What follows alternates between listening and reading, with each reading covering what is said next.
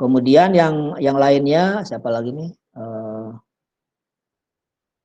Lutfi ya, izin bertanya Pak, lebih efektif menganalisis kandungan zat berbahaya dari bahan baku atau produk akhir?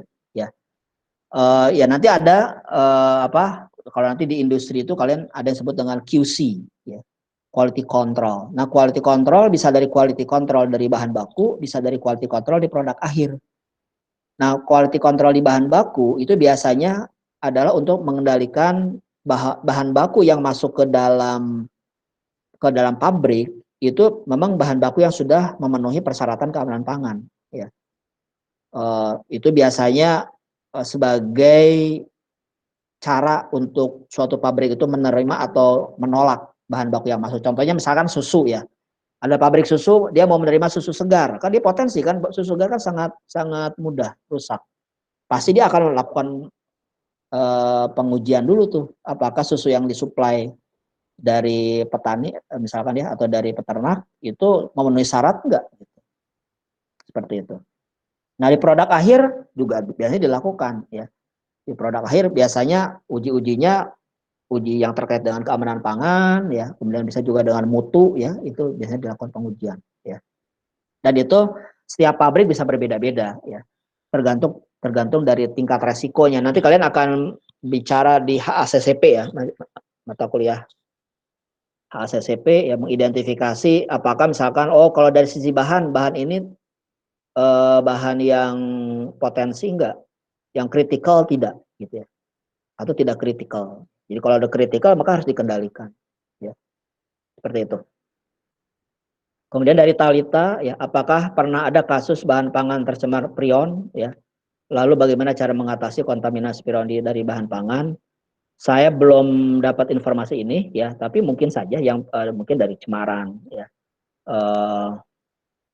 Prion itu kan virus ya, maka dia ya pencucian sebetulnya dengan dicuci karena dia sebenarnya dia tidak bisa hidup di dalam bahan pangan ya. Tapi sejauh ini saya belum mengetahui apakah ada tidak ya. Nah, nanti bisa kalian bahas, diskusikan nanti di mata kuliah mikrobiologi ya yang terkait dengan prion ini. Kemudian dari Abdi Revandio ya Pak, apakah mislabeling? Ya, mislabeling. Mislabeling itu apa sih maksudnya? Pak, saya izin bertanya apakah mislabeling juga termasuk masalah keamanan pangan? Ya. Mislabeling artinya melabel yang salah ya. Nanti kalian akan belajar di mata kuliah peraturan pangan ya. Mislabeling ya bisa terkait dengan mutu, bisa terkait dengan keamanan. Ya kalau misalkan di labelnya dia tidak mencantumkan bahan-bahan ya, misalkan tadi alergen, misalkan dia ada bahan yang alergen di situ, terus tidak dicantumkan ya bahwa dia alergen, nanti orang yang alergi makan bisa bermasalah. Ya jadi bisa jadi mislabeling itu terkait dengan keamanan pangan juga. Ya. Kalau natural organik itu mungkin lebih banyak ke arah mutu ya, apa namanya declare itu ya tidak terkait dengan keamanan pangan. Tapi beberapa hal ya contohnya tadi alergen ya. Misalkan kalau memang diwajibkan untuk mencantumkan alergen, maka sebetulnya produk tersebut tidak cocok untuk penderita alergen. Kemudian dari Ada ya, Pak, saya ingin bertanya, penggunaan lapisan lilin pada buah seperti apel bertujuan menjaga kesegaran buah. Apakah lapisan lilin termasuk sengaja dibuat dari bahan aman? Apakah penggunaan jadi ya nanti wax ya itu ya. Jadi yang intinya adalah semua bahan yang digunakan di dalam proses pengolahan ya itu harus termasuk kelompok yang diizinkan ya.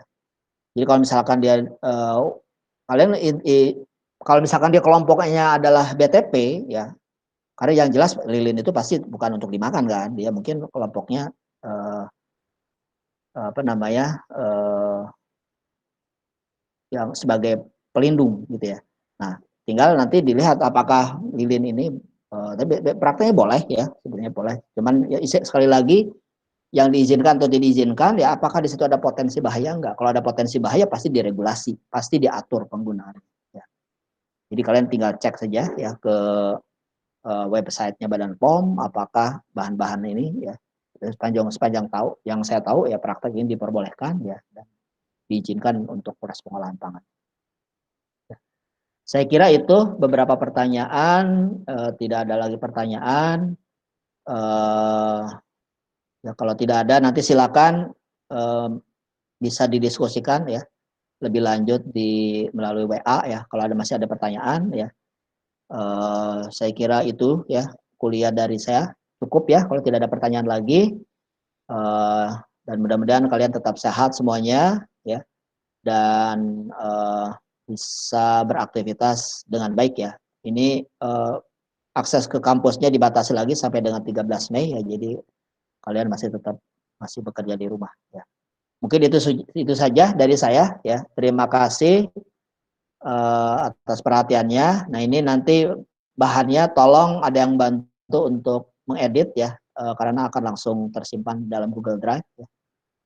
Terima kasih, saya akhiri. Assalamualaikum warahmatullahi wabarakatuh.